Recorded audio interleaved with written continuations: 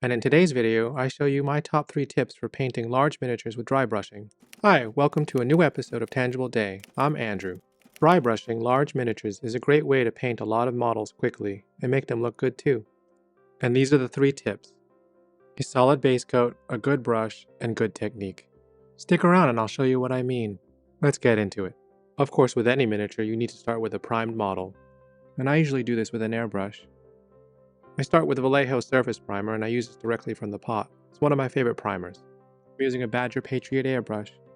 I load the primer directly into the paint cup of the airbrush and spray between 20 to 30 psi, covering the entire model in a single coat.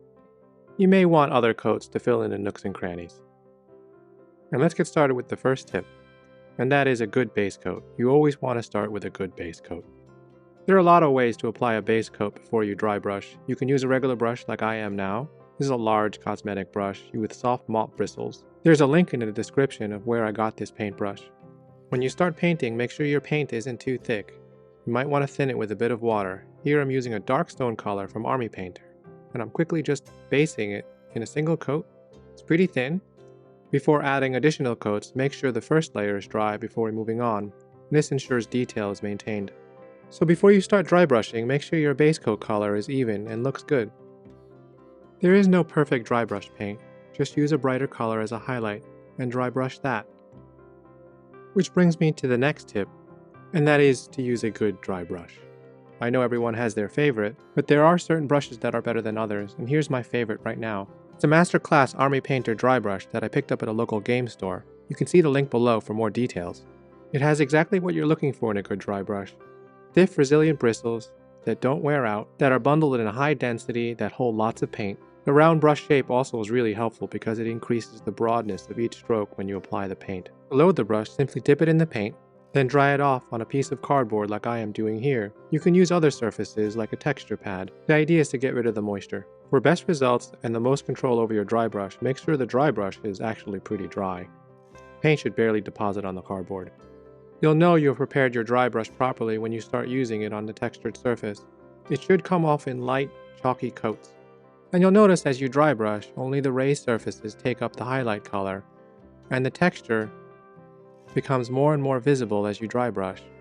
This is exactly what you're looking for. Upon closer inspection, you might notice that there's a chalky appearance. This is normal dry brush character. To increase the brightness, all you do is apply another layer of dry brushing. Just make sure the first layer has completely dried.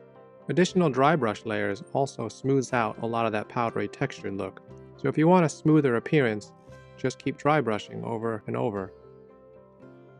You can already see how this is turning out, and the paint job isn't taking very much time at all. So if you're not motivated to paint large models, dry brushing is a great way to do it. Which brings us to our third tip for dry brushing large models, and that is optimizing the technique to be more efficient. If you're not sure what you're doing, dry brushing can actually be pretty slow on large miniatures. And if you rush, it can also come out looking sloppy. There are actually 2 basic ways you can apply your dry brush. There is the first back and forth flicking motion, which seems to work best for small models.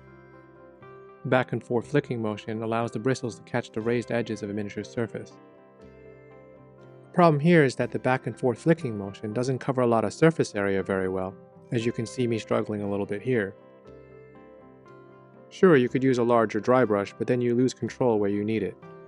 So for large open surface areas, I like to scrumble, or as you can see here, kind of a dabbing, poking motion. You have to be careful with scrumbling though. You gotta make sure your dry brush is pretty dry, otherwise you'll obscure those details. Here's what it looks like. So for large open surface areas, scrumbling is your best friend. Of course, you're gonna use both methods, scrumbling and the back and forth swishing motion. Back and forth here that you see, it's pretty effective, especially when you go against the grain of the texture.